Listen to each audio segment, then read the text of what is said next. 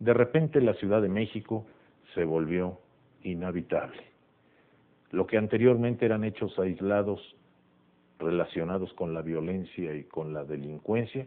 parecieron sumarse al acontecer diario. De repente cada ciudadano del Distrito Federal ya no veía cómo un familiar o un amigo eran víctimas de la delincuencia organizada, eran víctimas de los asaltos, sino que cada capitalino tenía una historia de terror que contar. Y lamentablemente muchísimos de ellos tuvieron que vestir el luto riguroso por los familiares que murieron víctimas de la delincuencia y de la violencia que rápidamente se institucionalizó al amparo de la crisis, como si la crisis fuera la culpable de la necesidad imperativa de matar a seres humanos de bien y de trabajo para que la delincuencia se justificase. De esta manera, el clamor de todos los ciudadanos de la capital de la República se traduce en un voto de castigo a las autoridades que llevan a la oposición, con Cuauhtémoc Cárdenas a la cabeza, a la regencia convertida en gubernatura, la primera gubernatura de la historia del Distrito Federal, que se logra por medio de la elección popular. El voto indiscutible que le dio a Cuauhtémoc la mayoría de los capitalinos.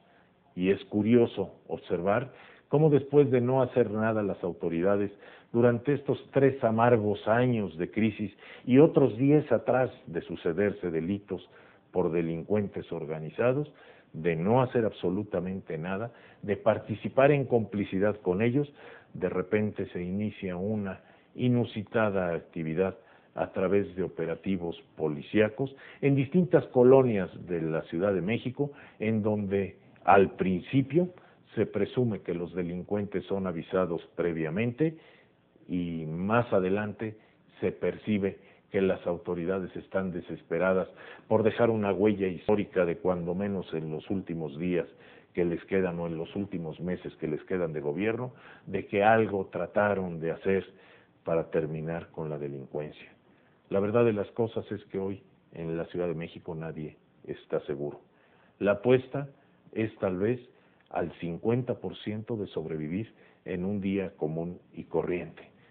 Salir a la calle a trabajar o circular en un vehículo significa exponerse a un 50%, si no a un mayor porcentaje de riesgo de ser asaltado y en el peor de los casos de morir asesinado por gente que no tiene piedad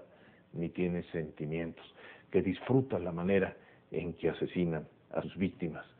Sabemos de antemano que estos delincuentes, si por algún acaso llegan a ser detenidos, cuentan con la protección de autoridades judiciales corruptas,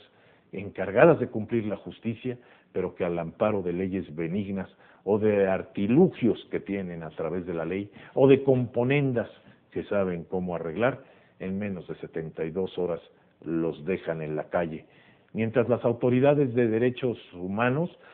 se empeñan en defender a delincuentes y en no defender a los ciudadanos que como usted y como yo vamos a trabajar.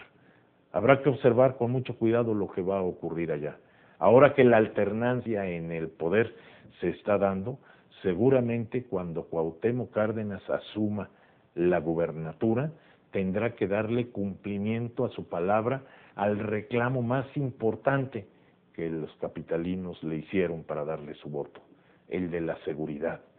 Y si lo logra, si verdaderamente logra eliminar de los cuerpos policíacos a los corruptos y organiza una policía encargada de dar seguridad, entonces tal vez estemos viviendo nuevamente tiempos inéditos en México que nos vuelven e insistimos a preocupar a todos los que vivimos en los alrededores de la capital, porque se dará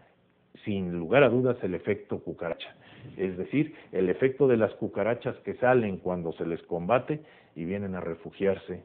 a nuestros lugares donde nosotros vivimos. Volvemos nuevamente a insistir con nuestras autoridades en un llamado de atención a lo que está ocurriendo en la Ciudad de México y a lo que va a ocurrir, porque no queremos ser las víctimas en Puebla de ese efecto cucaracha y ojalá desde ahora comiencen a prepararse porque también nosotros tendremos nuestro proceso electoral. Si no se cumple hoy, posiblemente cuando lleguemos a las urnas,